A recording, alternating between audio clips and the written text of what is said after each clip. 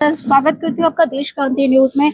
हम लोग मौजूद हैं भरत तिवारी, या ये कहूँ कि एक बहुत बड़ा वीर जो शहीद हुआ है भरत तिवारी, उसके घर में हम लोग आ चुके हैं बिहार में। हमारे साथ परशुराम दल के जो राष्ट्रीय अध्यक्ष हैं गंगाधर शर्मा, वो भी मौजूद हैं, और भरत तिवारी जी की माता और भरत तिवारी जी की फैमिली से भी हमारे यहाँ पे सब मौजूद है। मैं जानना चाहूंगी गंगाधर जी, हमने सुना है कि आप कंटिन्यू मतलब क्या कहते हैं ज्ञापन दे रहे हैं, दिल्ली में, आगरा में, आपने हर जगह पे इनके लिए, भरत तिवारी जी के न्याय मांगने के लिए आपने ज्ञापन दिए हैं। कल यहाँ पे पंचायत थी, आप ही के यहाँ से दल से काफी इकाइयां भी यहाँ पे मौजूद थी। आज आप स्वयं यहाँ पर आए हैं, तो आप उनकी माता जी से भी मिले। हम जानना चाहते हैं कि कल क्या मतलब फैसला हुआ है और आज आप यहाँ पर आए हैं, उसके बाद आप क्या कहना चाहते हैं?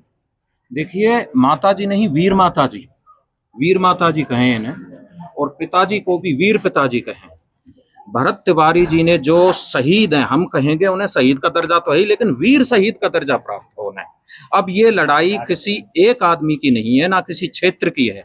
ये लड़ाई धर्म और अधर्म की हो चुकी है, सत्य और असत्य की हो चुकी है, न्याय और अन्याय की हो चुकी है। जो धर्म रक्षक हैं, ये सब धर्म रक्षक हैं यहाँ पे जो खड़े हुए हैं, माता जी के लिए यहाँ आए हुए हैं, धर्म की रक्षा के लिए आए हुए हैं।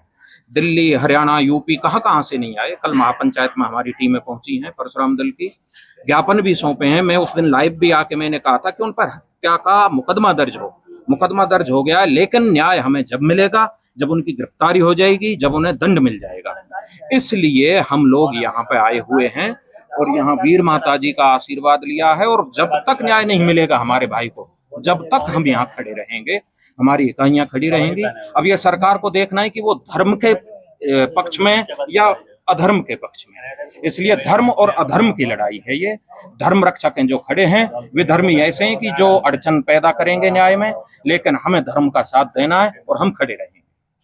और आप क्या मांगना चाहते हैं? जैसे गिरफ्तारी के लिए आपने कह दिया, उसके अलावा परिवार वालों के लिए आप क्या कहना चाहेंगे? उनका आखिर में उनका जवान बेटा उनके पास से छीना गया है, या ये कहें कि प्रशासन ने हत्या कर दी है उसकी, और प्रशासन ने जो इतना बुरा कर्म जो किया है उसके बारे में आप क्या कहेंगे? देखिए, माता जी के बेटे, पूरा भारत में जितना भी युवा है वो माता जी का बेटा है। परशुराम दल की यही मांग थी, पहले भी यही ज्ञापन सौंपे थे कि एक तो हत्या आरोपियों की जो इनकाउंटर जिन्होंने किया था उनकी गिरफ्तारी हो, केस दर्ज हो चुका है, गिरफ्तारी बाकी है। परिवार को सहायता मिले कम से कम 1 करोड़ रुपए की। भरत तिवारी जी के परिवार में से किसी को एक को सरकारी नौकरी मिले, और इनकी सुरक्षा की जिम्मेदारी भी होनी चाहिए। ये महापंचायत में भी हुआ है और परशुराम दल की तरफ से भी ये मांग है। अगर यहाँ ये मांगें, यहाँ की जो कमेटी है जो न्याय मांगने वाली, उसके माध्यम से हमें मालूम हुआ है, दिल्ली में जैसे यहाँ वो धरने पे बैठेंगे, दिल्ली में परशुराम दल की तरफ से सारे लोग बैठेंगे। इसलिए बिल्कुल अब हमने कमर कस ली है और न्याय दिलाने के लिए ही हम यहाँ आए हुए हैं। जरूरत नहीं है, समझ सकते हैं, बिल्कुल परशुराम दल से हैं और आपके न्याय के लिए आए। बेटा आपका नहीं, ये पूरे देश के बेटा गया है। एक नहीं, हम सब बेटे हैं आपके। आपको चिंता करने की जरूरत बिल्कुल नहीं है।